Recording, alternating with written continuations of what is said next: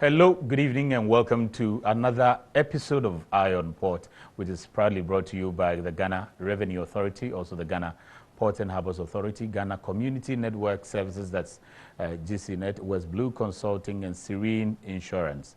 We have quite a number of proud media partners. That includes the Business and Financial Times. So if you get the Tuesday edition of the Business and Financial Times, almost every discussion that we have here will be in there, plus the schedules of the vessels that brings your goods into this country are also in the Business and Financial Times. The Thursday edition of the Graphic Business, you should also read a lot more about the maritime industry. Ghana Web as well is a partner and the host of other media outlets. Tomorrow, the abridged version will be shown on GH1 at 8:30 p.m.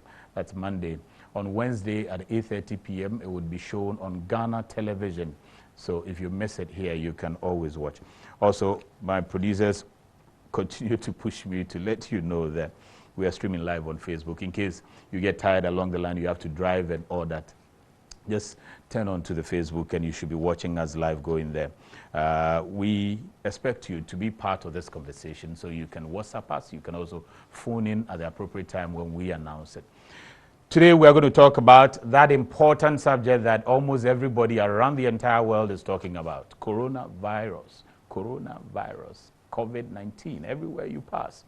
And in the port, we want to assess and find out how we can continue to do business amidst this particular global pandemic that the World Health Organization has declared. So quite a number of issues are rising. We've heard the president's directives that came last night and all of that. What do we make of all of that, and can we continue business along that line?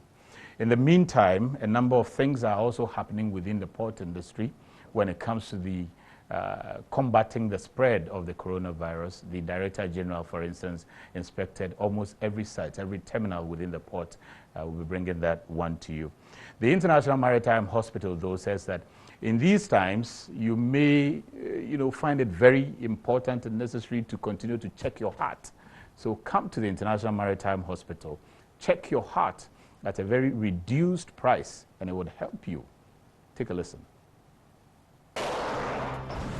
The International Maritime Hospital continues to invite the general public to get their heart screened at the ultra-modern facility at a discounted cost of 250 Ghana cedis. Persons who visit the International Maritime Hospital to screen their hearts will, as an additional package, have the opportunity to check their blood pressure, body mass index, fasting blood sugar test, glycated hemoglobin test, fasting lipid profile test, ECG, as well as free lifestyle modification counseling. A family physician specialist, Dr. Ye Chan Boateng, said, heart plays a crucial role in the human body. Hence, the need for all persons to endeavor to know the state of their hearts. It's a discounted price of 250. The 250 is discounted. If you should put the individual tests together, it will be a whole lot more. So we reduced the price. Everybody gets an ECG, which is usually not the way to go, but in this case, everybody even gets an ECG at a discounted price of 250. We want people to walk around with healthy hearts. We want people to know that they are healthy. So just come in and let's take a look at your heart. She said persons who want to book an appointment to get their hearts screened can call the number 055 222 2290. Our heart is what pumps blood. Blood is the vital fluid in the body that nourishes all our organs, carries oxygen, and then carries nutrients. So the heart is really important in pumping out this blood. If your heart can't pump well, if it doesn't work well, we are not going to have a healthy life. You could die, you could get a stroke, you could get a heart attack. So these are some of the things we are trying to reduce your risk of getting.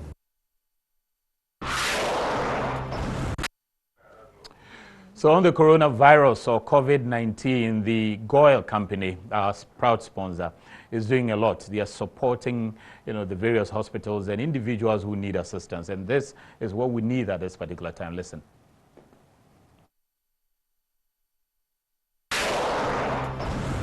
Ghana's indigenous oil marketing company, GOIL, has donated some essential items to the Ghana Private Road Transport Union as the company's contribution to the nation's emergency action plan combats the coronavirus. The items include 30,000 pieces of hand gloves, 30 gallons of sanitizers, 2,000 pieces of nose masks, and 300 pieces of rubbing alcohol. GOIL has also given out 10,000 Ghana cedis to GPRTU to sponsor their further purchases and educational campaign across the country. The Chief Operation Officer of GOIL, Alex Aziu, said, considering that GPRTU is a major stakeholder of GOIL, as well as a critical role commercial vehicles could play in either preventing or contributing to the spread of coronavirus, it was incumbent upon the oil marketing company to embark on this donation exercise. We thought that one of the areas where it is possible to, spread this disease, if it happens, will be in various vehicles. And there are passenger vehicles, commercial vehicles, a lot of interaction with people. So what can we do to help them to also abide by the protocols that was initiated by the President of the Republic? He urged drivers and passengers alike to abide by the government's directive towards the prevention of the spread of the global pandemic and indulge in all the public health protocols that have been set. This is the time to sacrifice our comfort with the things that we think are uncomfortable, because in the long run it will benefit the whole country. If you look at what is happening, one person can transmit to as many people as possible. So if we know that we are protecting, we are going to save a lot of lives. The national chairman for the Ghana Private Road Transport Union lauded GOIL's noble initiative to plowing back some of its profit towards the protection of the commuting public and entreated Ghanaian road users to continue to patronize GOIL products. And they that and they get the madra for and they who say Sabia of companies in Biwa and tomato task driver for say Omoshe Adia Guelaye, so be a bibima as also Shana Nemu, and here on my Ghana, Sabia, or friends say a Juma, and no Elha, a bar ambassador. So some people think that because of the coronavirus, the ports are not receiving vessels. And TAKORADI port says they are receiving vessels. And there's a reason to that. We'll discuss all of that in detail, including the President's directive as well. And the Director General of the Ports and Harbours Authority has also paid quite a number of visits to very, very important positions where a number of measures have been put in place, screening people, sanitizers, and making sure that everybody is safe around the port. Listen. Declaration of COVID-19 as a pandemic for the World Health Organization and Ghana recording 7 positive cases as of March 17, 2020, the Ghana Ports and Harbours Authority, in consultation with agents of cruise vessels, has advised the postponement of all cruise ships scheduled to take berth at the ports of TEMA and TAKORADI. Additionally, the Port Authority is liaising with shipping agents to identify all high-risk vessels that may be coming into the country for the necessary precautionary actions to be taken. The Ghana Ports and Harbours Authority has also taken the rare but critical decision to suspend all recreational visits or tours by individuals or entities, including educational, security and corporate institutions, with immediate effect. The Port Authority would also like to take this opportunity to inform all prospective students who wish to undertake their internship with the Port Authority that this window is suspended until further notice, and advises students to avoid coming to the offices seeking such opportunities. Again, due to the COVID-19 pandemic, visits to patients admitted to GPHA's health facilities in TEMA and TAKORADI will be strictly regulated, and urge family members and loved ones to bear with the medical teams while they do their utmost best under the current circumstances. We wish to assure the public that there is no immediate threat to the port community, but this action has been taken out of abundance of caution and part of our collective effort as a nation to beat the virus and safeguard the health of our stakeholders and the general public. Meanwhile, the Port Authority will continue with its sensitization exercise of port users and all stakeholders, and wish to encourage each and every one to follow precautionary measures as outlined by officials of Port Health, GPHA Medical Team, and Marketing and Corporate Affairs Department. The following contacts can be reached for further clarification. Headquarters 0243 924972, TEMA 020 822 5044, TAKORADI 0244 829961. Hashtag spread calm, not fear.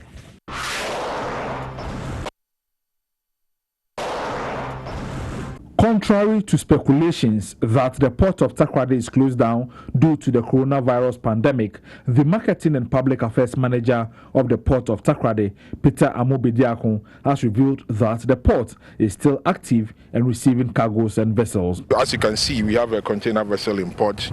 Down there we have supply vessels working in the port of TAKORADI. Likewise, if you go to TEMA, you see the same port services being offered. He said all reportage indicating that the port of TAKORADI has suspended all vessels calling at the port should be disregarded. That news should be disregarded. I think it was a miscommunication.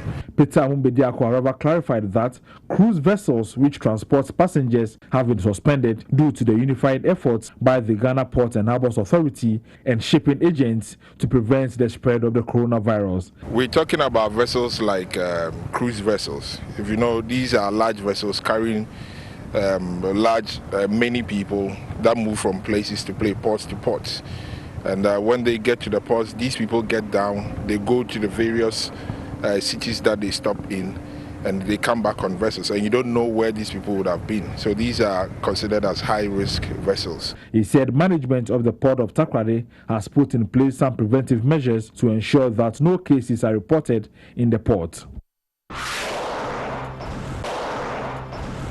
As part of preventive measures to avert the spread of the coronavirus, also known as COVID-19, management of the port of TAKORADI has begun the screening of all port users at the entrance and exit points of the port. Management has also ensured the availability of running water, soaps, hand sanitizers at all establishments within the enclaves of the port of TAKORADI as part of efforts to enhance hygiene procedures. The Medical Services Department of GPHA has designated some staff to be specially trained as frontline health officers to deal with all cases related to the coronavirus. In the meantime, in addition to sensitization exercises, the TAKORADI port has designated 2 separate holding areas to address potential cases of coronavirus. Simultaneously, GPHA has suspended the intake of cruise vessels, port tours, and academic internships due to the COVID-19. A GPHA Interagency Emergency Preparedness Committee on COVID-19 has also been set up to structure more effective standards of operating in the fight against the spread of the coronavirus.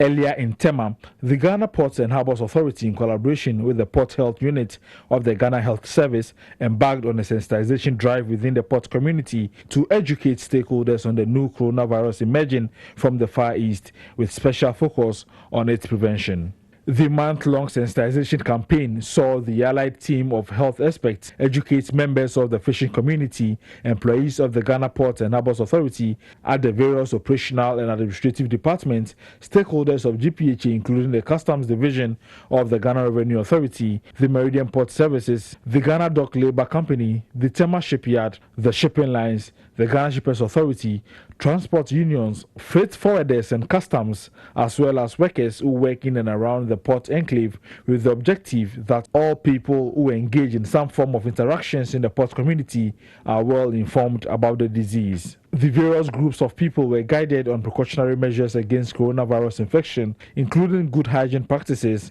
and the wearing of nose masks and gloves for workers who go aboard vessels. GPHA took the awareness program a notch higher by training frontline officials from the Marine Operations Department, Fire and Safety Department, the Transport Department, and the TEMA Shipyard, who directly encounter travelers to the port as part of preventive measures. In addition, all entry and exit points at the port of TEMA, Golden Jubilee Terminal, GPHA headquarters, TEMA Port Administration Block, among other places, have been screening staff and other port users before they are allowed into the authorities building. Again, hand sanitizers, water and soap have been made available to staff and port users for use.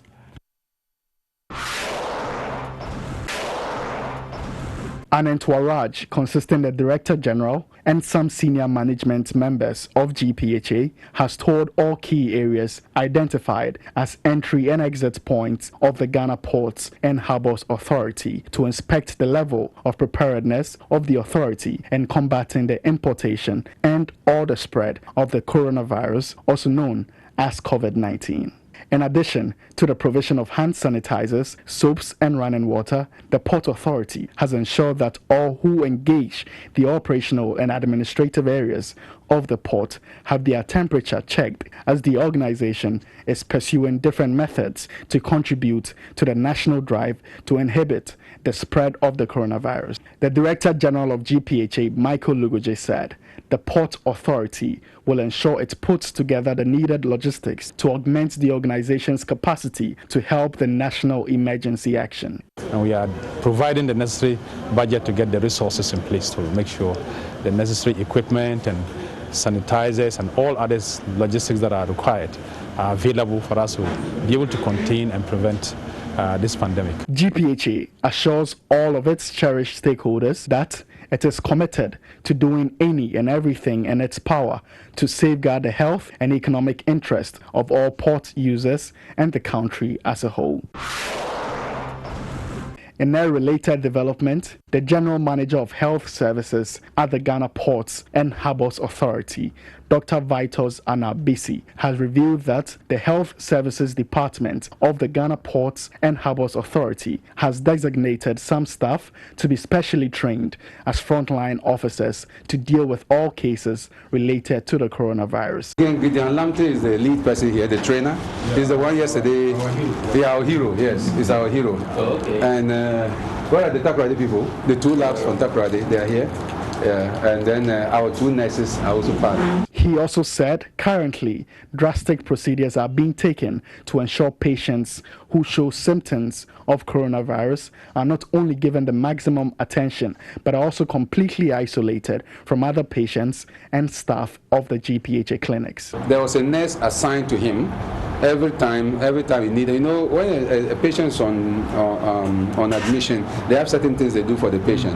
But this particular one who needed extra attention, every hour or so the nurse was coming. So far, no positive cases has been recorded from the seaports of Ghana. Okay, so that's good news. Ending there, that so far there is no positive case that's been tested or recorded from the seaport.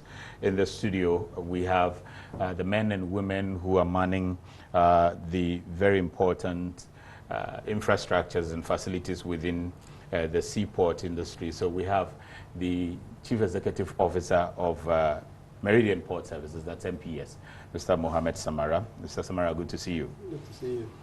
Also with us is the Sector Commander of the TEMA Customs Sector. That's Mr. Joseph Eduche, Assistant Commissioner. Mr. Eduche, good to see you. Mm-hmm. And then, good to be here.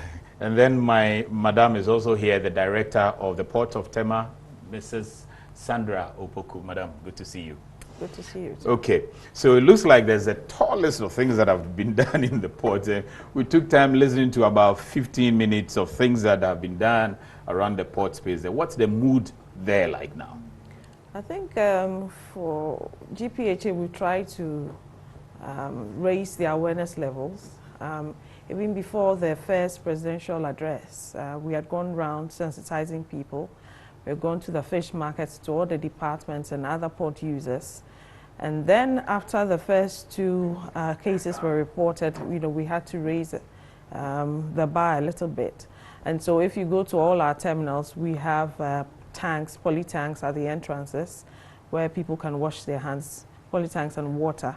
And then you have hand sanitizers. Then you also have digital infrared thermometers that we've given to our security people and even some of our staff at the entrance and exits, so that they will check the temperature of port users and all staff entering. And so even if I have to enter my office, I still have to go through the same protocols. And so, we're also looking at our buses, where staff buses, we want to decongest it. So we put small buses on certain routes where it's quite congested, like TEMA Choco, TEMA Afienya, TEMA Shaman. We've augmented the fleet of buses so that the buses will be decongested. And then we've also for the shore side, the seaside, we've brought in a form, the COVID-19 form, that after we formed an agency into a port agency that would advise and on the COVID-19, so that when we have a case, we can respond quickly. So that committee has the Customs, Meridian Port Services, GPHA, Ghana Navy, National Security, and of course Port Health. And so when we, for a vessel coming to the port, first within the 7 days before the estimated time of arrival in the port, we give you that form. They have to fill, the captain of the vessel, the ship agent, they have to fill the form, advise, and the last port of call, the last 10 ports of calls.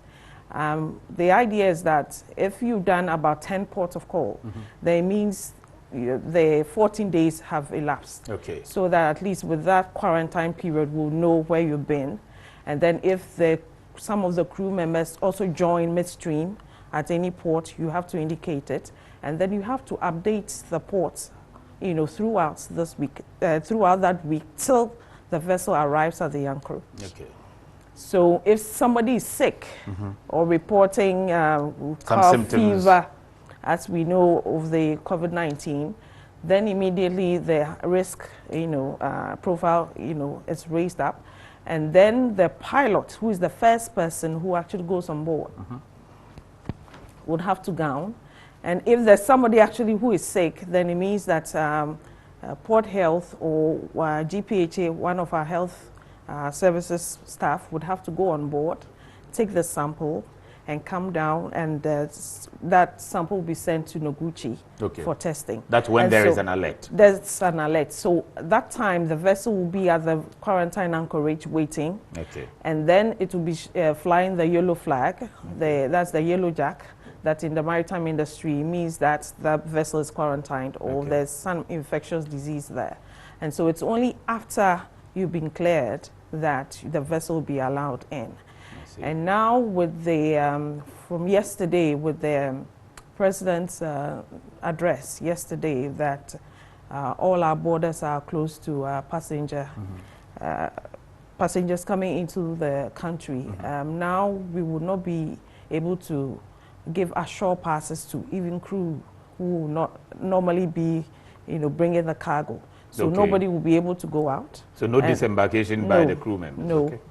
We actually started that even before the president gave this. So now we have to intensify it and ensure that nobody comes ashore.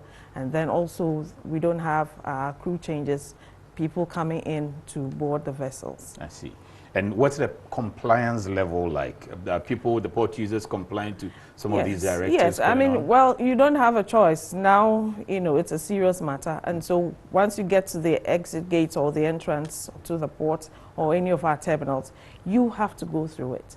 We have the security people, and even at our clinic too, that protocol is there. They even have isolation tents already, so that if they have a suspected case, they isolate you immediately. Okay.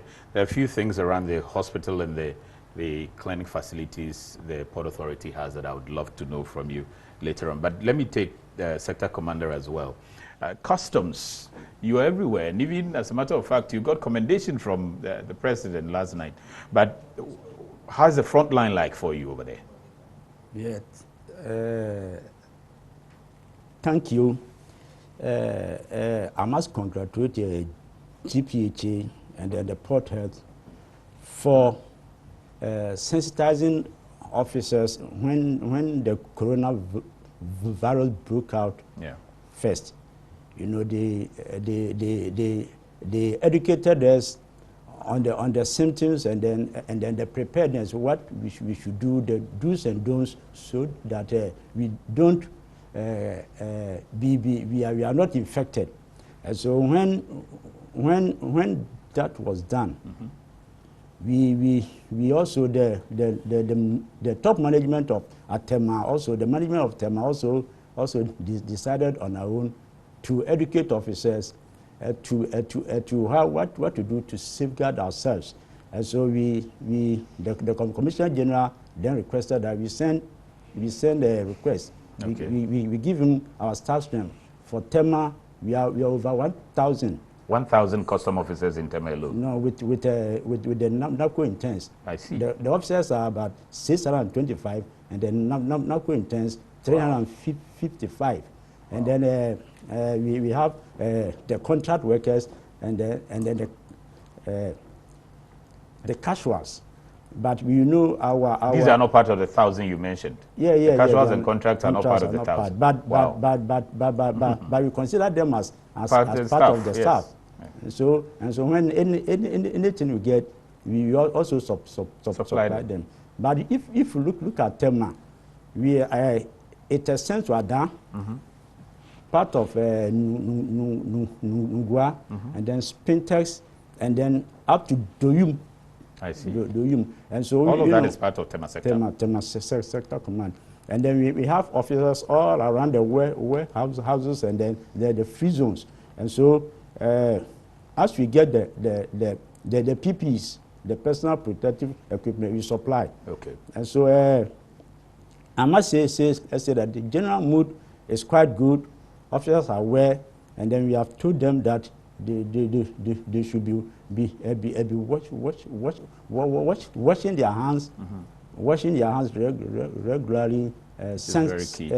Using their this thing, they must be in gloves, and then the face masks, and then the sanitize as when it's necessary. And I must say that when the vessel comes to berth, you know, our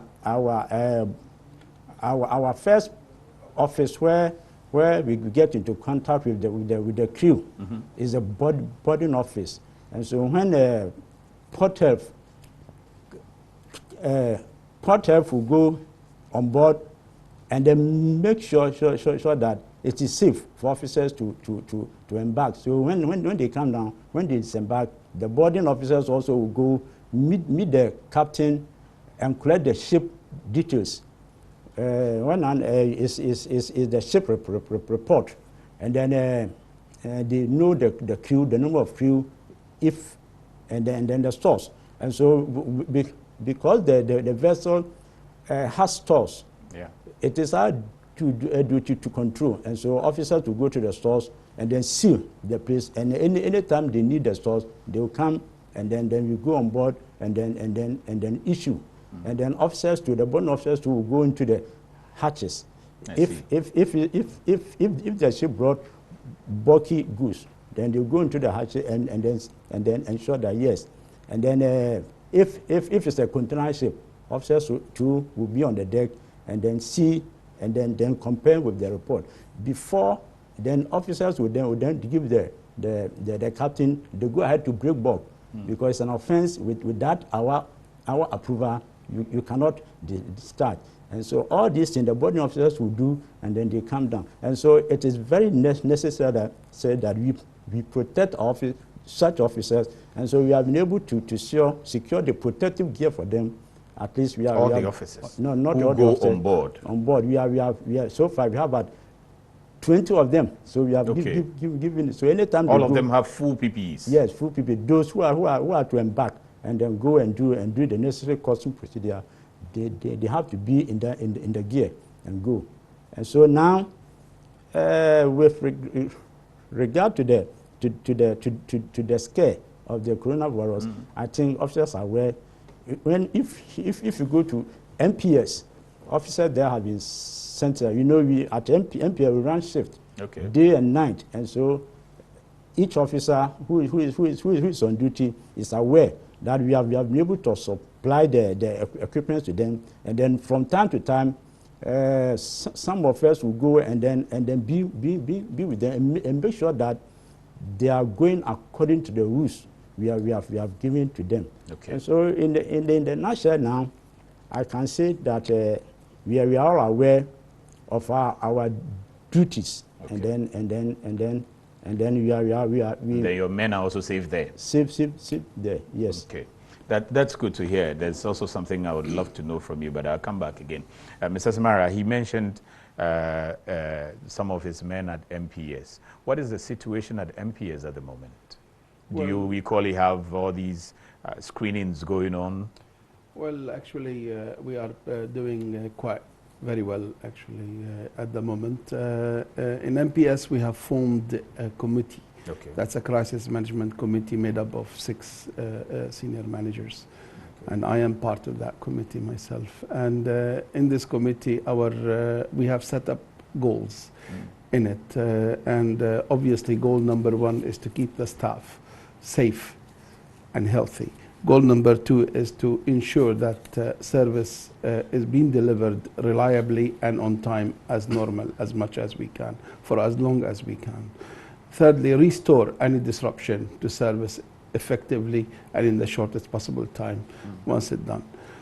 We are dealing with 3 levels that we have identified. We have the level of today, which is basically maintain normal productivity, full workforce, do all the preventive measures for this virus from entering into our environment or spreading within our environment, and preparing for a wider outbreak. How do we do that? We are limiting the number of people attending to meetings. We have cancelled all external meetings, visitors to come to the terminal. We have to stop that because we can't control every visitor where he has been and what he has done. And we are communicating intensively to internally and externally, because in today's time we have a lot of every telephone is being bombarded through WhatsApp with many rumors as well as good stuff and this, but this committee is trying to maintain an official formal channel where we communicate, the World Health Organization, the official lines from Ministry of Health and government. This committee also is coordinating closely with GPHA. GPHA has formed a committee for the whole and the wider port stakeholders, where SOPs are synchronized and actions are synchronized with everybody. The interagency committee, is it? Yes, yes. And they have produced quite a lot of SOPs and initiatives which are really quite good. And we will make sure that these initiatives that reached inside that committee is being deployed properly within MPS. Also, we are looking at a level where this pandemic becomes more evident, and there will be a partial shutdown in the systems over here, or need to reduce interactions or increase in the number of infected people and the potential spread. With this, we will have to consider to reduce the level of interactions. In this stage, we will probably look at sending people home with kind of remote access to the networks. People, you mean staff? Your staff? Staff, okay. Yes, yes. The administrative role that doesn't have to be in the terminal, shouldn't be in the terminal. We will reduce the number of people coming in and out, and with that we will reduce the risks of moving the virus back and forth, either from or to the terminal. And we maintain, the top requirement for maintaining, the good level of service. And I would imagine we will scale down to like 75% of the workforce on the terminal itself. But we will still maintain the same level of service to everybody. And we will work 24/7 with the customs and with GPHA to make sure ships are coming in and out. In the third level that we are preparing for is a complete shutdown, where everything is locked out. Which is what everybody is now praying for. And as you know, the port is an essential service. There could be a box of medicine that needs to be moved. There could be a container of food that has to reach the market. So for this essential service, we are preparing ourselves to look at the possibility of reducing our activity, and we are coordinating that with GPHA, actually. Tomorrow we will have a meeting on that. There will be probably 1 berth in operation instead of the 3 to receive container vessels. We might coordinate with customs to make customs clearance during the day only, and receipt of export and empty containers will be at night, because we will have a limited number of staff working in the yard. I mean, one of the intentions is to make sure 3 out of the 10 cranes that we have are operating on the waterfront, and make sure 10 out of the 29 rubber-tired gantry cranes operating in the yard, which will reduce the capability of the delivery. In this stage, in any case, there will be a lockout and nobody is moving, but we will be there to move the essentials. Madam, let me find out from the GPHA or the TEMA port perspective. Do you also foresee reducing the number of people who work within the space there? Yes, definitely.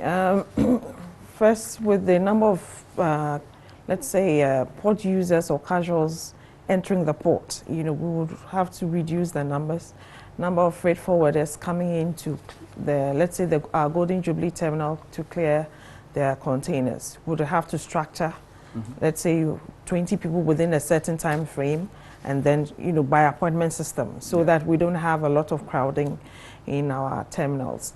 And then also with our staff, would have to look at that, and because certainly that's where we're moving towards. If this pandemic, there's no halt to it, or there's no solution to it, in the next few weeks, that is where we might have to get to.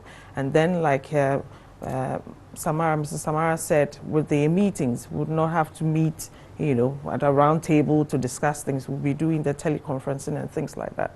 So, and then even the vessels coming in, we would have to know if 2 vessels, so that we will limit the number of people on the terminals, would have to do that. But we would have to plan towards it, and then with all the port users, on the same table, who would understand how to schedule things properly. Okay. But that's where we're moving towards, if we don't find a solution soon. So importers, for instance, or somebody who has imported some goods and has handed the job to a clearing agent, and still believe that he or she has to be present at the port when the container is being opened. And sometimes they want to come with entourage. Yes, well, now this family and friends entourage, certainly that's not the way to go now. We'd have to cut down on that. So if the shipping agent is coming and just the importer, just one person, then you may be allowed in. But certainly you cannot have an entourage just because of one container, one vehicle. You have about 10 people following you. We have to cut down on the number of people accessing our terminals so that we can contain the spread. Because even the social distancing, I think maybe we should say physical distancing so that people really appreciate it. So, even the last time I was at the port, those who were entering, I had to tell them that, look, you're washing your hands, your temperature is going to be taken back. You have to ensure that give yourself space. Yes, so I had to tell the security that, look, the line, the queuing into the terminal, they have to space it out. So we need to continue educating people, to be very conscious of even the social distancing, because they'll wash their hands and yet they will get close to the next person in the queue. Mr. Samara, you wanted to say something? Yeah, I wanted to add that we have invested heavily in the paperless system, and we have successfully converted TEMA port into a paperless port.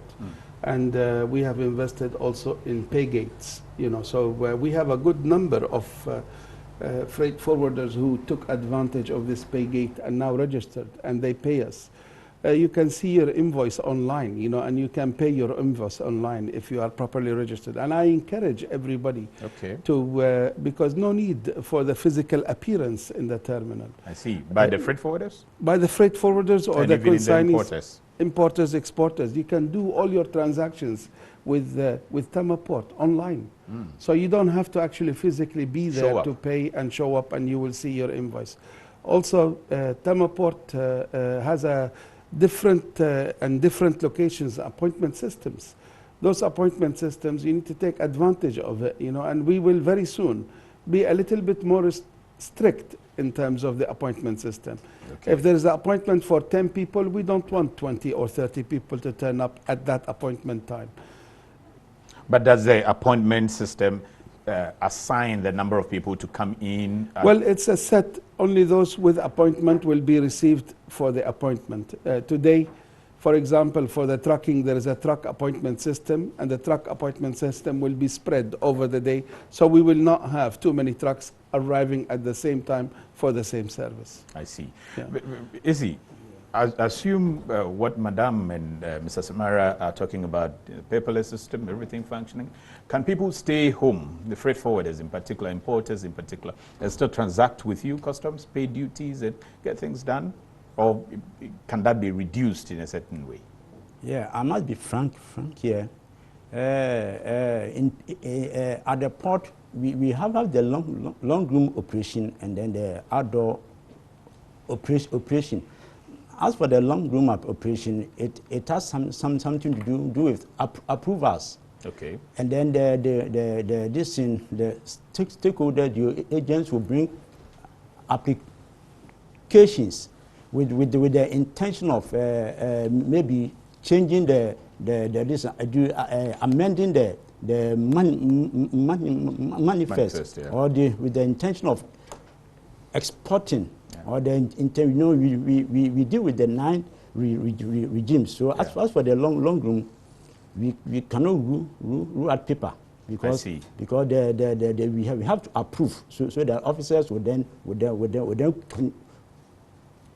then continue. And so and this is the manifest you're talking about. Yeah, the manifest. When they want to do amendment, okay. there must be an application. So that one, some part is online, others have not been configured. Okay. Something like if somebody wants to take advantage of the exemption, if you bring your personal affairs and you bring your passport, and somebody will have to look through the passport because it is not online. If you bring your PUD, your passenger unaccompanied baggage declaration, somebody must look at it whether it's expired or not.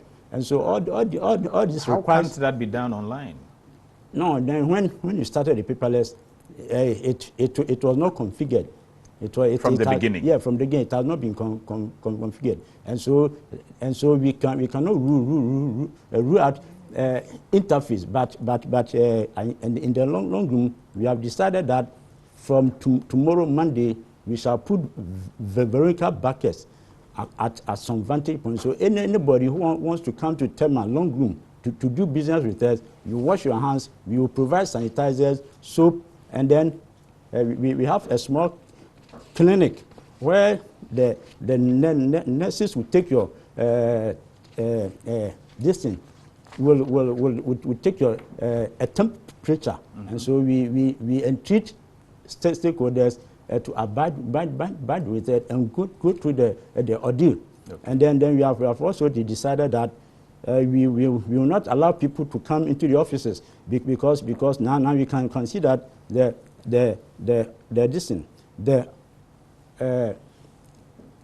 horizontal transmission is very dangerous, because as I interact with you, I can catch the virus easily. So we have decided that officers will have we shall put notice that drop your application at this place. Officers will come and take the application so that they will be processed, and then you come back and take, so that we will reduce the interaction, human interaction. Okay. And then this we want to embark on the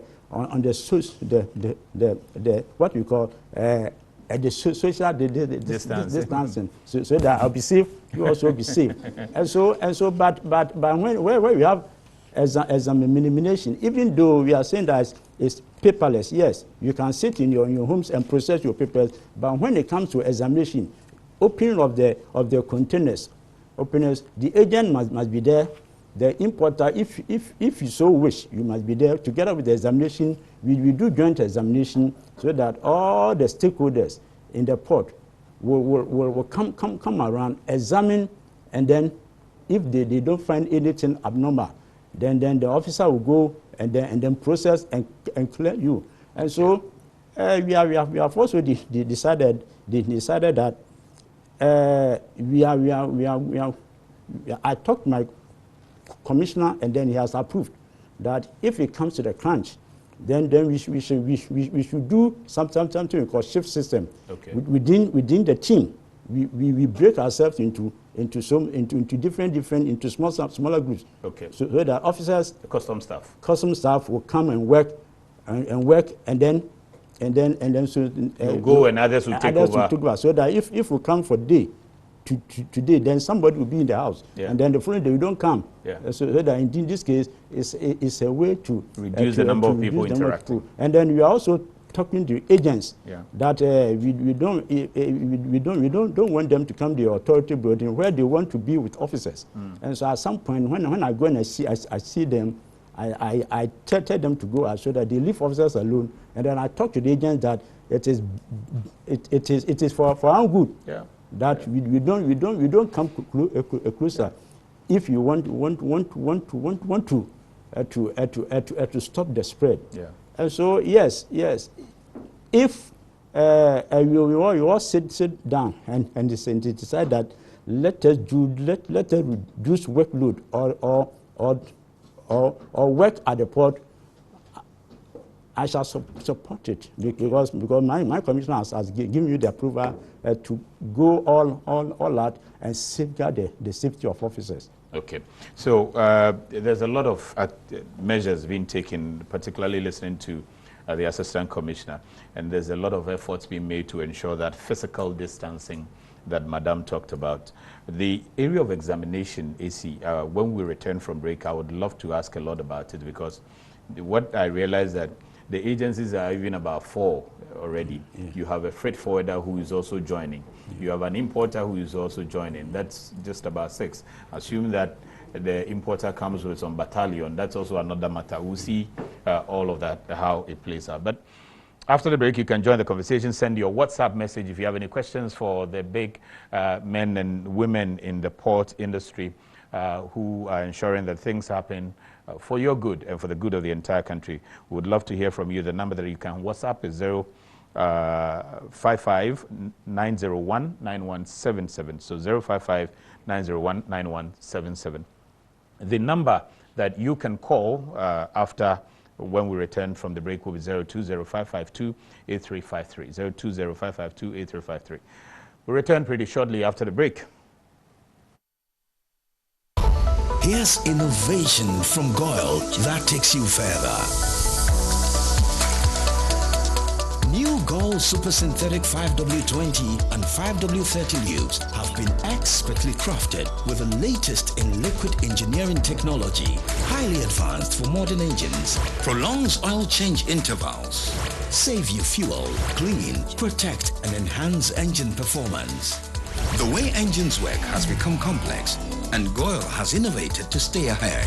Expertly crafted lubricants that work excellently with all petrol and diesel engines of today. New Goyle Super Synthetic 5W20 and 5W30 lubes. Innovation that takes you further. Goyle. Good energy. Dear valued client, the Ghana Trade Hub mobile app is now live to make it easy to track your consignment and know the estimated duty payable for both general goods and used vehicles. We are pleased to inform you that the Ghana Trade Hub mobile app is available for download on Google Play Store for Android users and the App Store for Apple users. The Ghana Trading Hub mobile app is now live. Download and never be cheated. This is powered by the Smart Ports project under the auspices of the Government of Ghana and the Ghana Revenue Authority. Smart Port, improving Ghana's ease of doing business.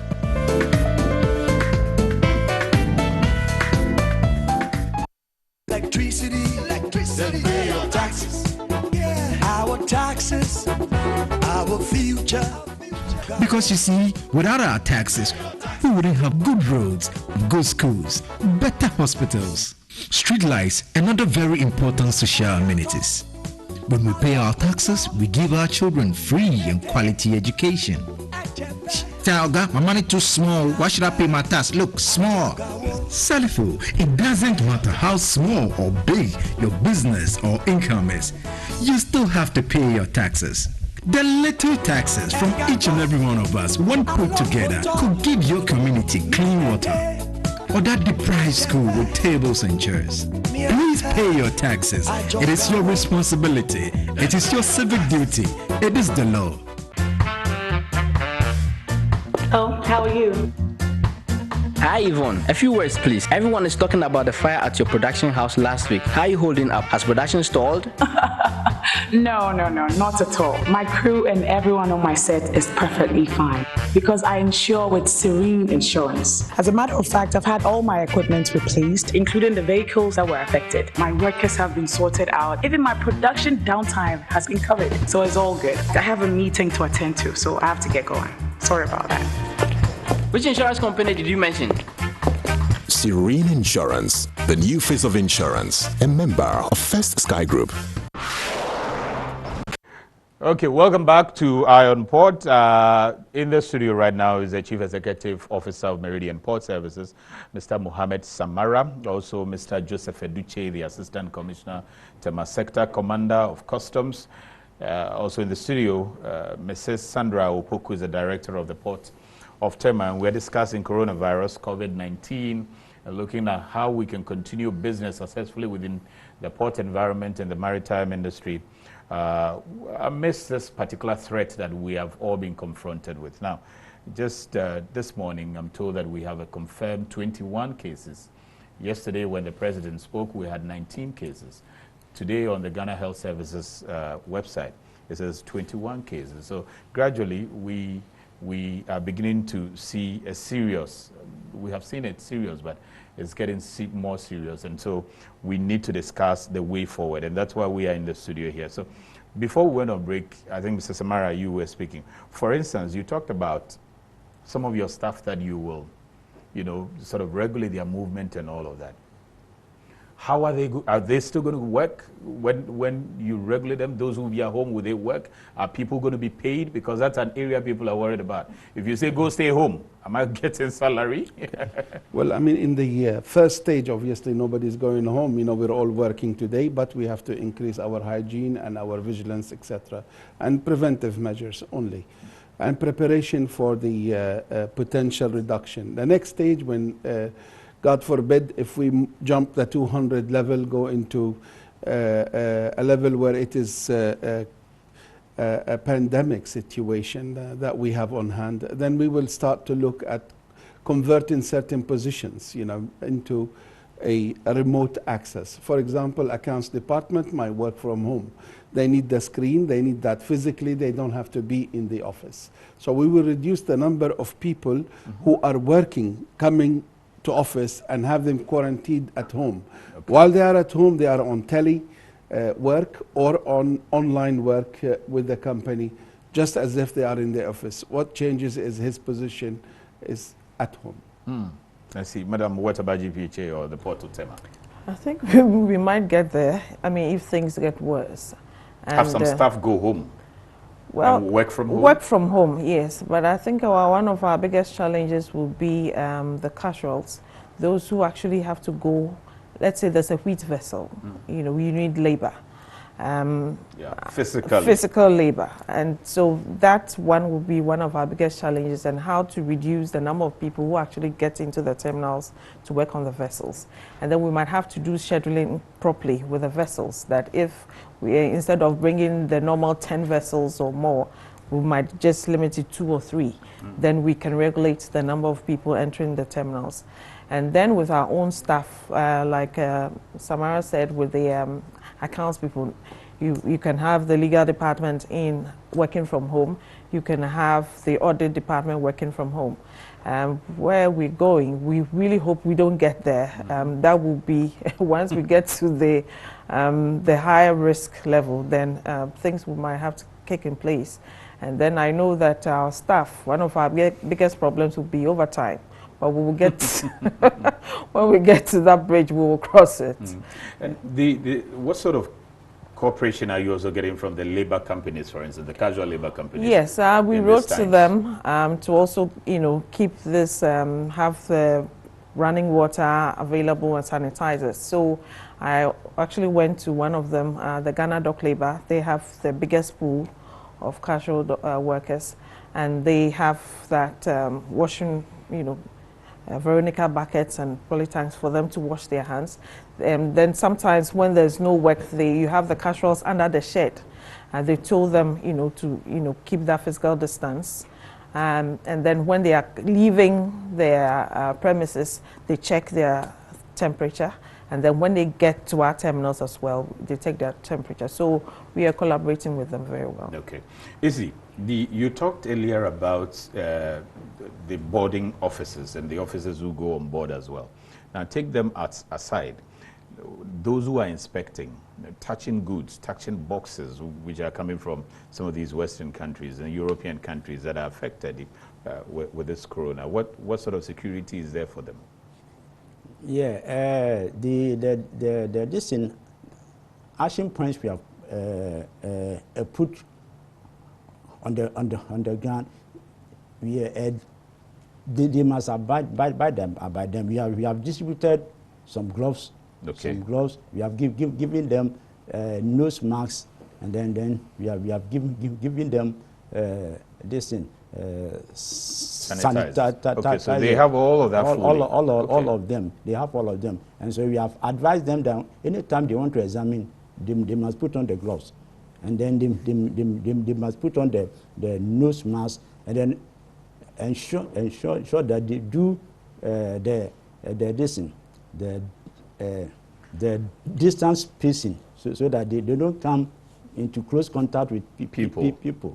And so these are the steps we have told them. And anytime they come from examination, they have to wash their hands before, and then anytime they finish with cleaning the goods, they have to go and wash. So the washing of their hands should be done as many as they would want. Yes. And then they must ensure that the space among themselves, they sit in such a way that they don't come close, but they must space. They must have room to operate. Yeah, that brings me to the examination question, because quite often, and I mentioned earlier, you have about 5 agencies regularly. Yeah. It used to be you, the 3, but now we know national security is still part. Yeah. And then also the freight forwarder would come. Sometimes has some backing from the importer. The importer may come with some 1 or 2 or 3 persons. Now, Madam said rightly that they are limiting the number of importers who come around there. The inspection team, can that be reduced at this point? That decision will come from the top, from top management of custom. But will you advise that? It depends on the nature of the goods. Okay. Because if it's the food items, definitely we must get food and drugs authority staff on board. Yeah.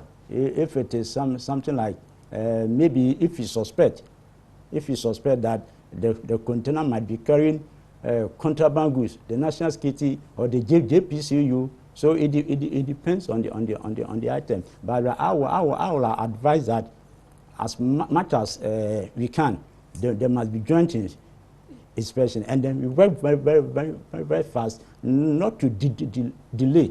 Okay. Yes. Mr. Samara, is there a difference? People worry that, oh, okay, we have told passengers not to come in. What about the goods that are coming from these same places? They may have been touched by people who have these viruses, and they are goods, but we are allowing them into the country. Do you say that there's still danger when goods may have sat on the vessel and traveled about 2 months or a month or weeks before getting into this country? There's still that danger that people should be worried about? Not really. You know, virus, you know, is not a living organ. You know, it's a lump of chemistry flying, or, you know, here and around. And the virus, according to the World Health Organization, will not survive that long, you know, and it transmits through human. It has to penetrate into a cell and then regenerate inside the cell. So basically, virus stuck on a table or on goods, and they will not live for more than a week, you know. So basically, I don't see containers carrying, you know, viruses coming into the country causing, you know, havoc. It's not bacteria. It's a virus, you know. So it will die definitely before arriving over here. And then is there a contact that your staff or your workers, operators have with? Is there a necessity to have a contact with the crew members on vessels in any way, that now that we are saying nobody should disembark, it should create a problem? Certainly. We have operational people that go on board, just like customs, port health, immigration, and GPHA staff. They go on board to clear the vessel. We have also some workers that go to unlash and fasting or unfasting containers on board for the operation to start. So those will be going up, and they will have very little interactions with the crew. But certainly we will have some people who have to discuss with the crew the plan, the stowage plans, etc., etc. But once the port health has cleared the vessel fit, so we need to keep the social distance. We need to make sure that our hands are washed going on board and our hands are washed coming out of the vessel. Wear a mask, and those who are in close proximity of an exposure, they are equipped in PPE different than those who are sitting in a back office or doing this. So we have some preparations in place for those who go on board vessels. Okay, so the messages are coming in very fast. I hear the phone lines also ringing, but let me do the messages first. This one says, hello, Iron Port. Great submission by the director of Port of TEMA, but I am pleading with her to be much more strict on the crew change issue.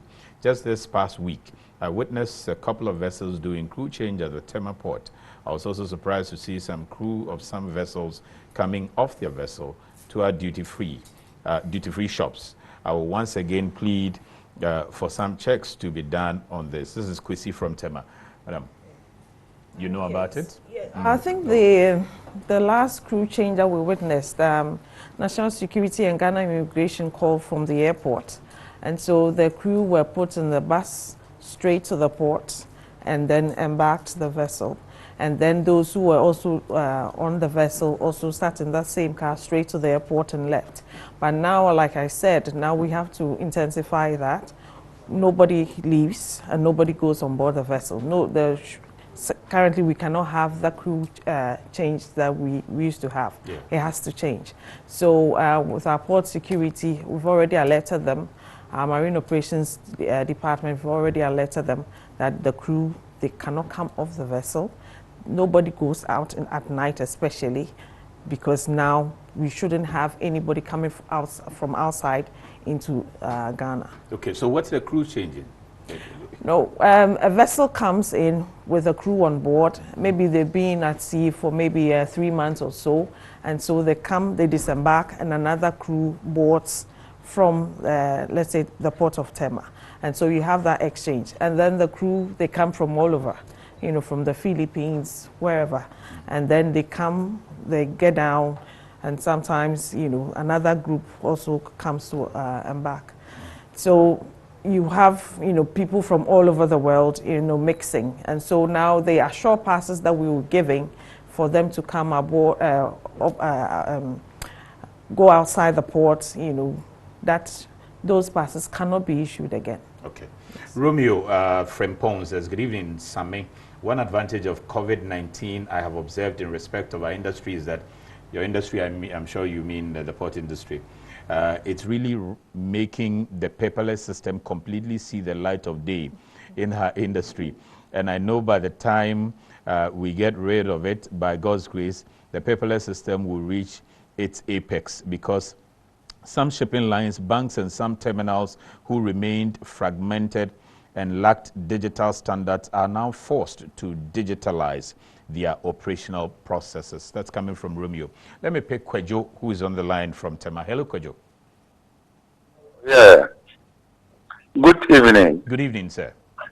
I'm fine. How are you doing? Good, thank you. Go ahead. Okay. Thank you very much for the wonderful thing, your program. In fact, I've been paying attention to it. I'm very happy with everything. My question goes to the Chief Executive of MPS. Okay. I am a client. I work at MPS. But my issue with they have, what this coronavirus is all about. It's about cleanliness and adhering to personal hygiene and stuff like that. Yes. The challenge is that the intrusive inspection bays, they have a septic tank there, or their bifold digester system they are using there, or get often get full up. Okay. I think on daily basis they have to empty it and stuff. And sometimes the stink alone is very bad. Okay. So I'll plead with them that they are doing very well. They are, if you look at their safety measures at MPS, I admire it a lot. So I'll plead with them that they should pay a little attention to that side as well. And then secondly, to talking about the washrooms, especially at the intrusive inspection day, it gets full up. There are not hand sanitizers there. The soap, hand washing soap, sometimes run off quickly. Okay. So if they can pay much attention to that for us, we will be very grateful. And we know that MPS is doing well, and kudos to them. Okay. Thank you very much. Okay, so I see Mo taking a lot of notes on that. So you want a lot more sanitizers in there. That's a good feedback. I'm sure you can even contact Goyle. I saw them sharing a lot of sanitizers. We will. Please tell the... well noted. Yeah, please tell the Assistant Commissioner to provide them with gowns, gloves and nose masks before they go into the containers. That's coming from Eric. This one said, the Director of Port is clearly on top of her job. I'm very impressed. This battle too is the Lord's. What about the boarding unit of customs who board every ship prior to cargo discharging at the port? I am a security officer at the port. Okay. What about the boarding units? At customs. I think he mentioned it, yeah. It was discussed earlier. He mentioned it earlier. Good evening, Sammy. The COVID-19 customs can reduce people at the port by reducing physical examinations in CRMs and CMRS on CCVR. Customs must also discourage officers of the scan not to refer the yellow and green level containers to the platform. They normally do that because of, okay, so this is Kofi Ejapon Tema. Kofi, I spared that because that's your opinion, I'm sure.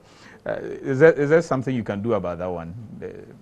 As for the green and the yellow flag, you know, as for the green, we don't have this thing.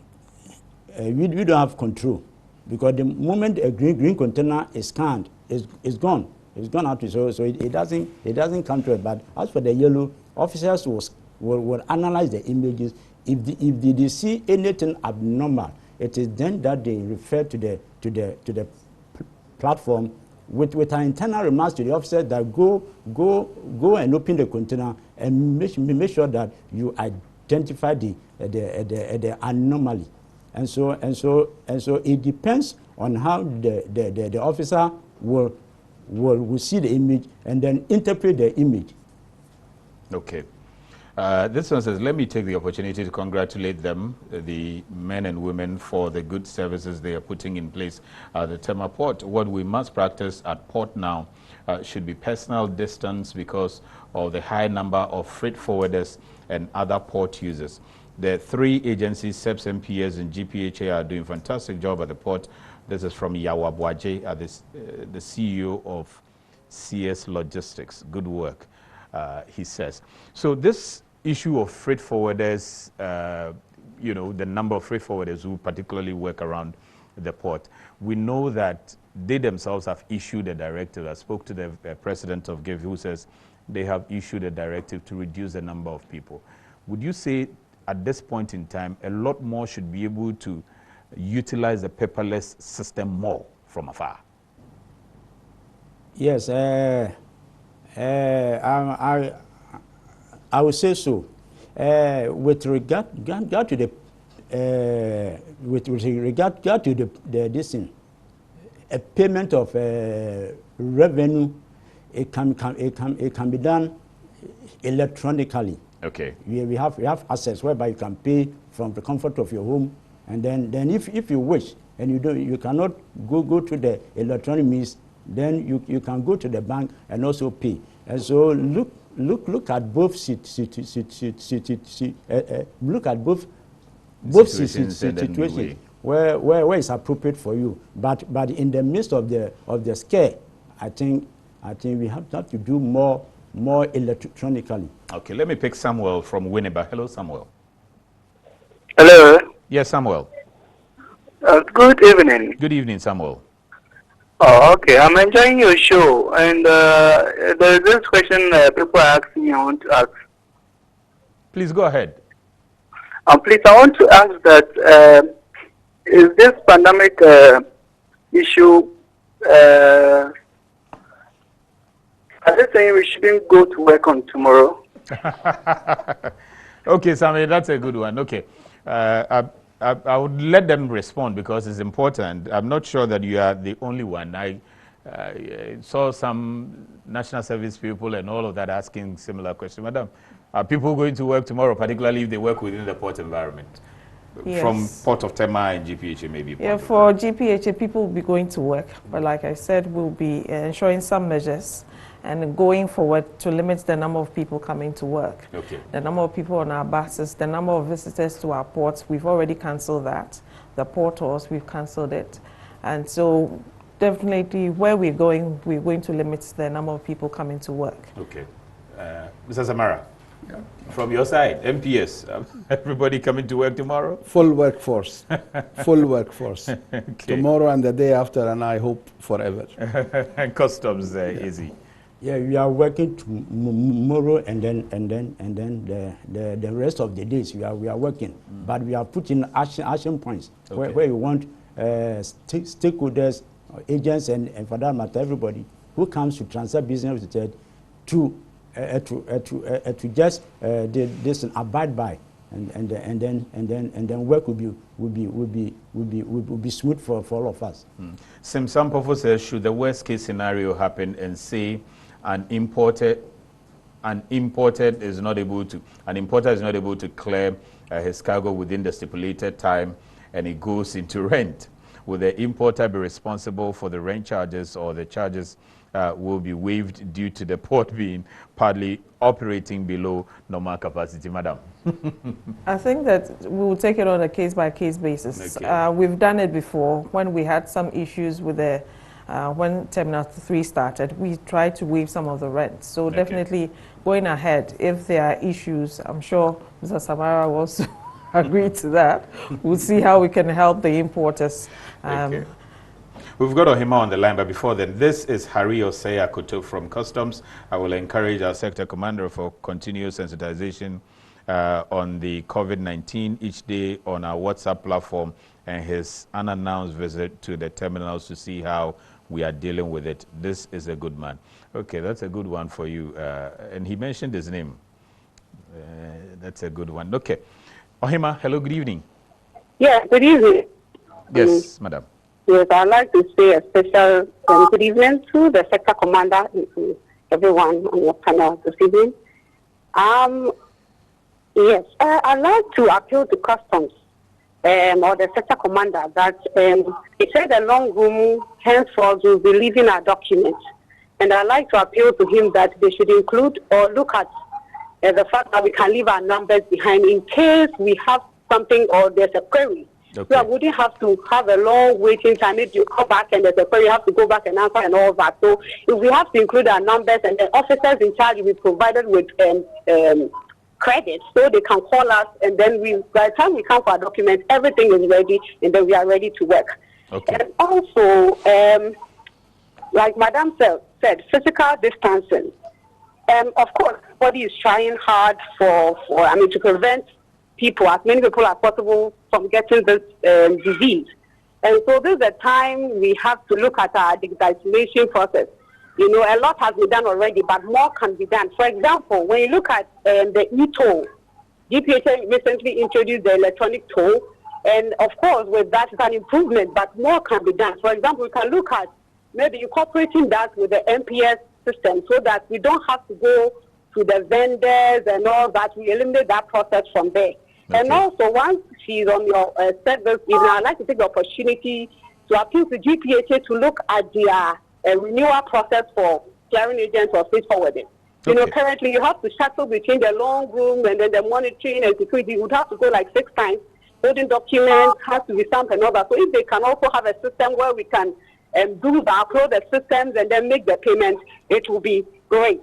And then even though we don't have a shipping line or a shipping swag there, what happens if, because of the limitation of the numbers of staff at the port, So maybe we cannot clear our cargo within a certain time, for which reason demurrage would affect it. What happens? Okay. I think that's similar to what Sampo asked.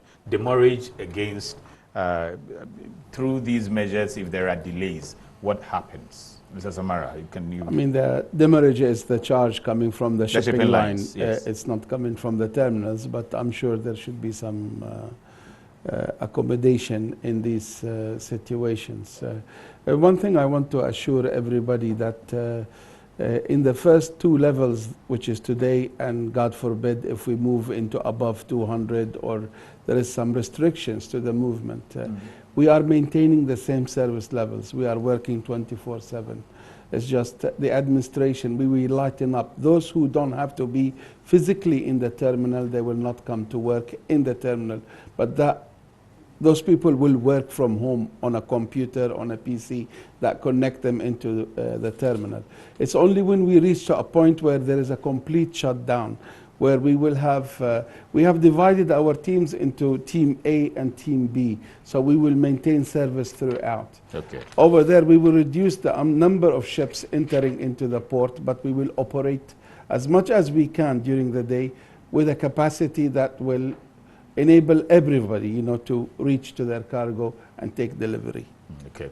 And within the SOPs that the agencies are putting together, is this a recommendation that can be looked at, you know, recommending to the shipping lines to at this point in time probably do something about demurrages? Is it possible?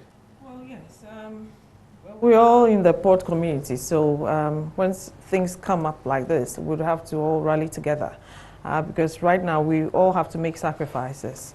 And so we will be talking to our stakeholders, the shipping lines, to look at these the demurrages as they come up. Okay, this one says, good evening, Iron Port. I want to find out if cargo within example, Accra to Kumasi and any other regions can go about their normal door-to-door supply due to COVID-19.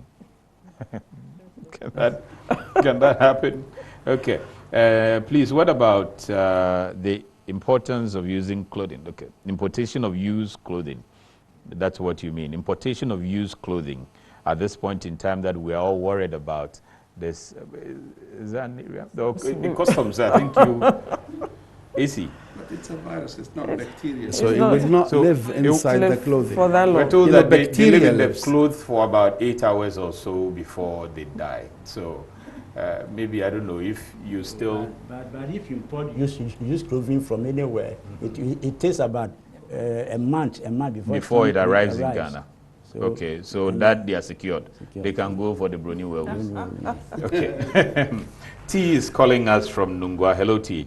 And those who are calling the WhatsApp lines, please, that's a WhatsApp line. If you want to call, the number to call is 020-552-8353. The number you should WhatsApp is 055-901-9177. So I see a Dubai line trying to call the WhatsApp line. Please WhatsApp if you can call. T, hello? Hello. Yes. And please, my question is directed to the sector commander for TEMA. Please go ahead. And please, I want to ask him about the lockdown that we are all hearing about that will happen next week. I want to ask if, for example, a ship is coming from somewhere overseas and like it gets to Ghana, because of the lockdown, would it be made to stay at the port, or it will be able to offload their cargo?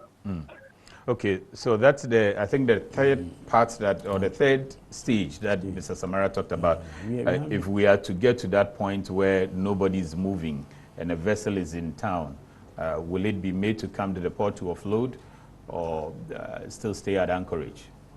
Madam, you want to talk? Well, I think that will depend on the directives that will come from the presidency. I think that we are moving, as we move along, they will also decide, because now it's restricted to passengers. So maybe going ahead, God forbid, like Samara said, if things get worse and then it's a total lockdown, then things would have to change. And so there's a possibility that at that point, importers may not have to even be able, or they wouldn't be even allowed to come to the port and accompany their port. There's a total lockdown and vessels are not even allowed to come in, definitely importers will also not be allowed to come to the port. And then If there's a lockdown, we have not reached there yet. But if there's a lockdown, GPHA will not or MPS will not allow vessels to come and berth. Yes. Okay, so the vessel will be at Anchorage. Anchorage. Yeah. I see. Good evening, Sammy. My name is Mexes. Great discussion, please, regarding the security men at various points taking temperatures at the port. I suggest they should use qualified nurses as well. I thought I saw qualified nurses also in the picture, and even doctors at some point. Yes, we have some of them at the, but mostly they are the clinic. But they go around to do the sensitization, and they've trained some of our staff to be able to do that, because definitely they can go around all the terminals and the exit points. Mr. Samara, in all of these, where does it place business around the port industry? Looking at developments that's happening, I mean, undoubtedly, people have come to terms that we are losing so much, whether revenue or whatever it is, we're losing a lot. But you on the ground, businessman, how do you feel? Well, certainly it's a big concern. So far at the moment, we haven't seen any drop in the volume. Okay. But that doesn't mean going forward we won't. Actually, so volumes are stable now? Stable, just the way it has yes, been in the past? This month we will close the month on target, on budget, actually. I see. Probably a bit shy of budget, but no concern. There is no concern. That being said, the boxes that we are discharging today or this month are boxes that have already been loaded before the outbreak, the global effect of China. What looks promising and what looks good for the world is China resumed production. Factories are started to work in China. So basically we will see a month or so of drop in volume, but no more than that so far. And if that goes, then basically we are in good shape as a business. Okay, good. We have Alex from Tabora. Hello, Alex. Hello. Yes, I am really happy with the discussion with regards to the coronavirus issue. But my issue has to do with MPS. They are really not showing any interest in combating this, because people moving inside the port and out without any sanitizers, like there's self-congestion there. I think they should reduce the number of the number of trucks or the containers they release on daily basis, so that they can actually control the traffic. Okay. It is so congested, the place is congested. Okay. And if they can even stop the night shift and work only during the day, to show some sign of concern that there's something happening, so that everybody will be aware. There's no kind of awareness there. Okay. I don't know. But let me have Mr. Samara respond to that. He talks about the fact that you're still getting the same containers, workers as usual. Yes, I mean, certainly we cannot stop totally the economy. We can stop the number of people, but a single truck driver coming through, he doesn't pose a risk. If he stays within his cab and he's delivered and he drives through, and if he's on a green channel, he will go through a scanner and he will exit. We will stretch the appointment system today to go 24 hours. So basically, not a lot of people will come. I mean, we have to also come to terms with the volume that the nation. Ghana is a sizable country, and our trade is quite sizable. Yeah. On monthly basis, we have a movement in the range of 80,000 TEU, that's 20-foot equivalent units. We're looking at about 50 to 60,000 containers that has to move within the port. So there is quite a good number that has to close to 2,000 containers per day. If we restrict this, then we will create a massive congestion for the nation and costs. Yeah. So business has to continue as normal, but we have to be more vigilant vis-a-vis the spreading of the virus and the disease. Yeah. By maintaining the basic measures is high hygiene levels. Individual hygiene is important. Everybody has to carry his own kind of PPE that will protect him from attracting this disease. Everybody has to keep distance, not to mingle, in areas where there is some people. If a truck driver has to stop for the inspection at the intrusive inspection platform for customs, he should be within his cab. because his container has been inspected by professionals in the back. He shouldn't go wander around and start to socialize. That socializing bit is where the exposure happens. But we have to, as a nation, do as much as possible. You know, this supply chains, we cannot interrupt it. You know, we have to keep it live for as long as we can, because we consume more than we produce in the market. You know, so basically we import most of our consumptions. So that supply chain has to remain live and efficient. Yeah.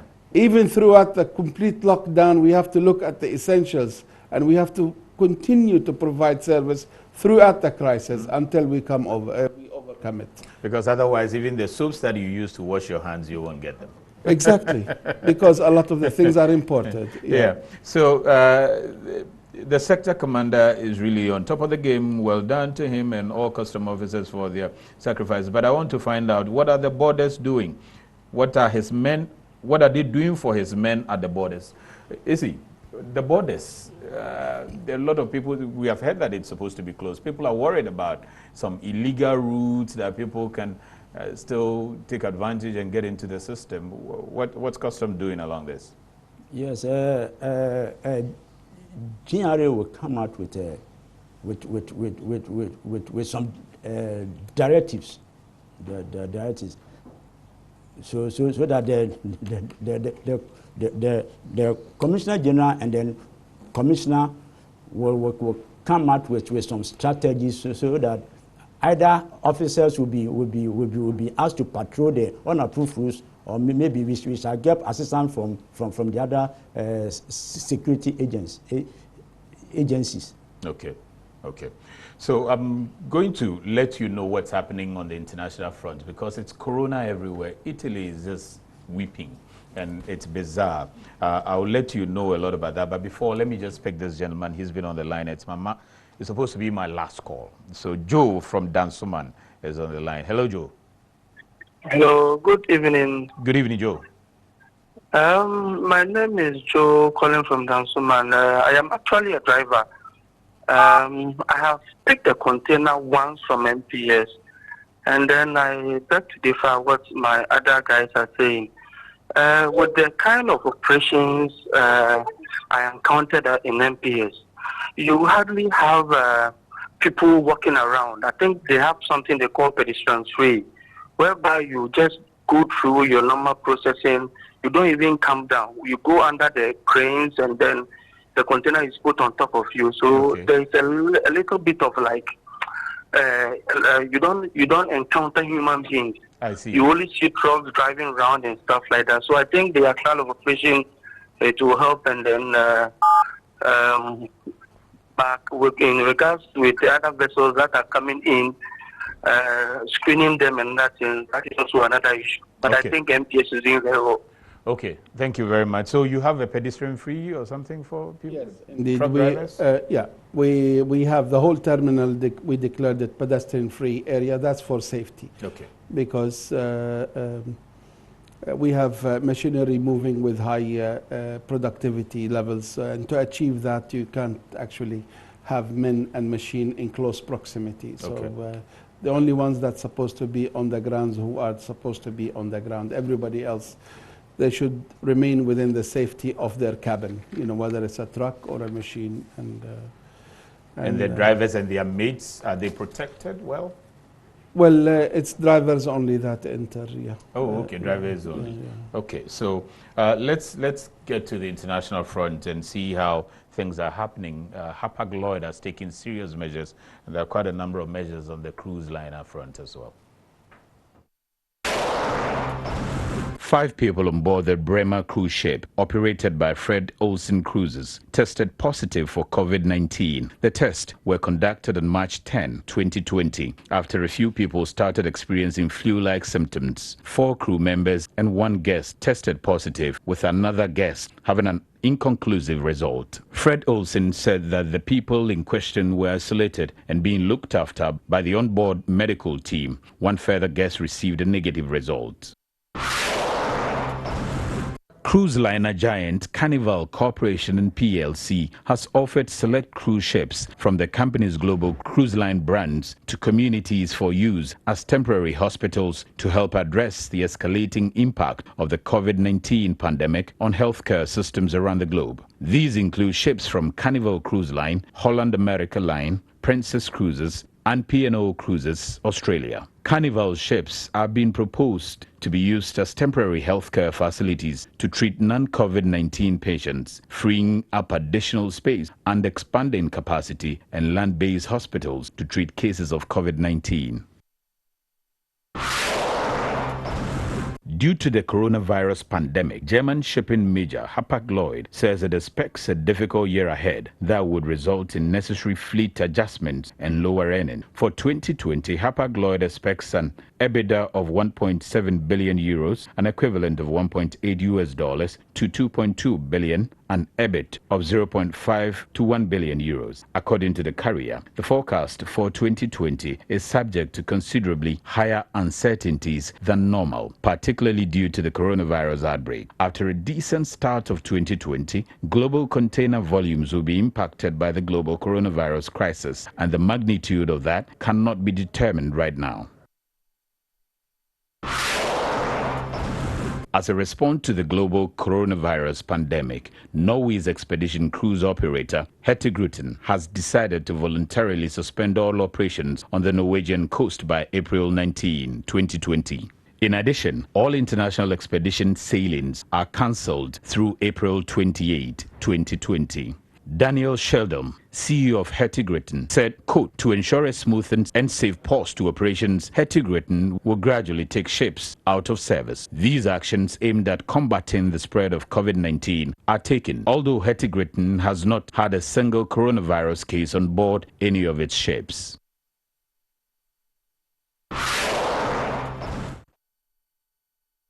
Okay, so welcome back. Now, those are some of the happenings around the world when it comes to the development of the coronavirus. You notice that most of the shipping lines, they've been badly affected, and that's what somebody is asking, madam. Somebody is asking that, do you foresee that, say, end of the year, things will be gloomy?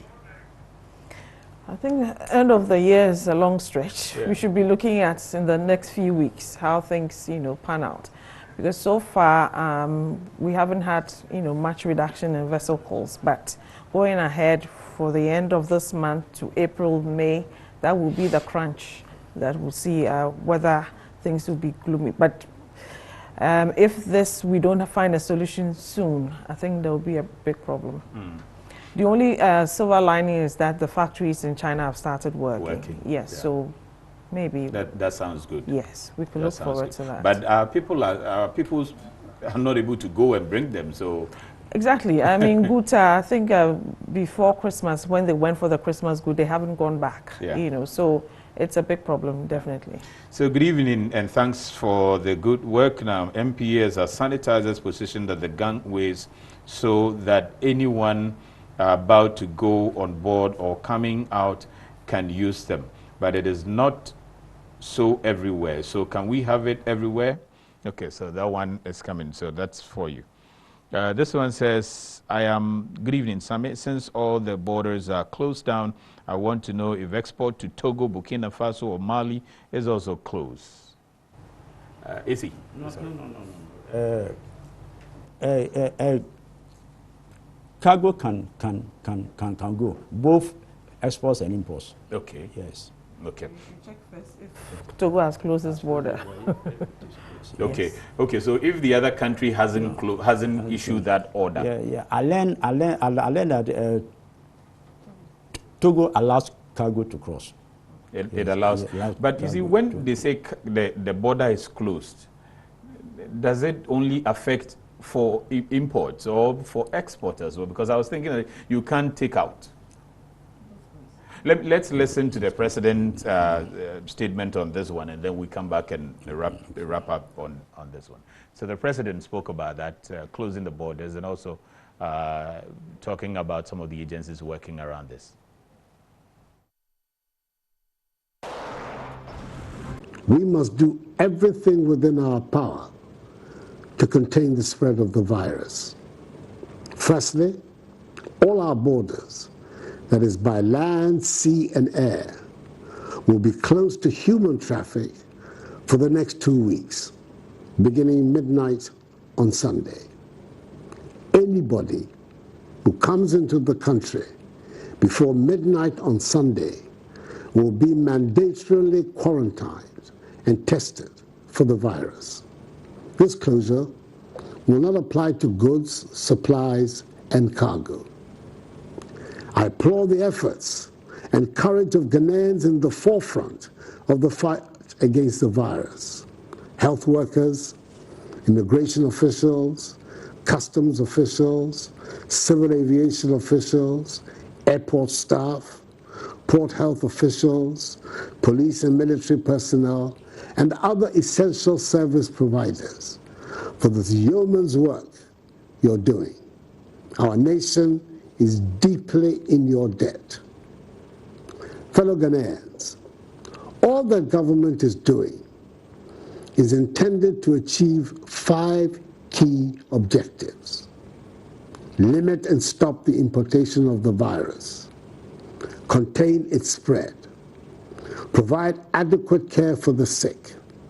Limit the impact of the virus on social and economic life. And inspire the expansion of our domestic capability and deepen our self-reliance. Okay, so that was the president's directive there. Izzy, I was asking you that, does it entail import and export, or is this import? No, it's both. It's both exports and imports. So yes, we can take out, we can bring in. No. I said. Sorry, I said the transit goods can cross. Yeah. Okay. As well as imports coming into the country can come in, and they can also go out. Yeah, Okay. yeah. So as we ending, this one says, okay, so the one Nana Yao Edu Abankoro from Kumasi says, excellent delivery. I like the commitment of the Assistant Commissioner. Mr. Mohammed, I have seen him on the MPS terminal before. I'm impressed at the way he is passionate about his job and always committed to his duties. Congratulations to all of them there. Okay, so this one says, good evening to you and your listeners. My question is, what are the working outside and they, okay, that's not clear. We'll end it at this point, but I'm going to take the last submissions from the gentleman and then the lady on the way forward. What expectations do you have of the general public with all these directives and the happenings around the port? What would you expect? To focus on the paperless system, take advantage of all the electronic means to reach to us. We have very, very, very user-friendly software that can actually, where you can access our systems, inquire about your bill, and the status of your cargo, and make payment and make delivery, and book the appointment for the truck from the comfort of your home or your office, and then the truck will turn up and then we'll take delivery, and the whole process is automated in such a way it will be paperless. Okay. And doesn't require any interaction. Okay. And your hand scanners, how safe are they for truck drivers? Told to ask you. We are constantly cleaning the scanners, we're constantly wiping, and we are constantly cleaning this, but also the personal hygiene. People also have to take care of themselves. Okay. It is important to carry your own small hygiene. It's a mix of alcohol or a mix of Clorox in some water, and that keeps you safe. Thank you. Issy, what's your expectation of the general public, your stakeholders as well, the freight forwarders, importers, who are paying duties left, right, center? Okay. As usual, we cannot fight the coronavirus alone. To contain the spread, we need everybody on board. As we are sensitizing customer officers, all other stakeholders must do same. And when you come to us to do business with us, you must abide by the action points. And then we also require that other stakeholders can come to our aid, because we need them. We need to survive, so that the revenue for the government can come. So if they have other PPs, they should not hesitate to assist us. Okay. So this one says, sorry, I am late, but would like to let you know that Togo have closed their port. This is Abdul Kader. That's if it's if this is true, it needs to be confirmed. But this is coming from Abdul Kader.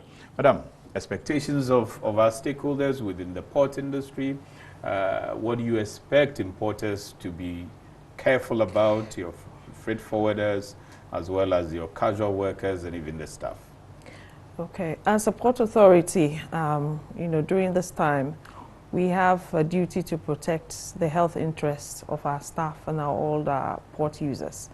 Also, we have a duty to protect the economic interests of port users. And so we will plead with port users, everybody who's coming to the port, where we have to make sacrifices, where the Port Authority says we are limiting access to the terminals. Please bear with us, because definitely we are not in normal times. And so we also encourage that you keep your own personal hygiene and ensure that where there are designated places for you to wash your hands, you do that. You use the sanitizers, and as you enter the terminals, you also keep the physical distance from the other people, and so that we collaborate to go through this pandemic, and we hope that a solution will come very soon. Thank you very much, Madam. Mrs. Sandra Opoku is the director of the Port of Tema. Also, Mr. Joseph Eduche is the Assistant Commissioner, the Tema Sector Commander of Customs. And then Mr. Mohammed Samara is the Chief Executive Officer of Meridian Port Services. Gentlemen and lady, thank you very much. See you next week, corona-free.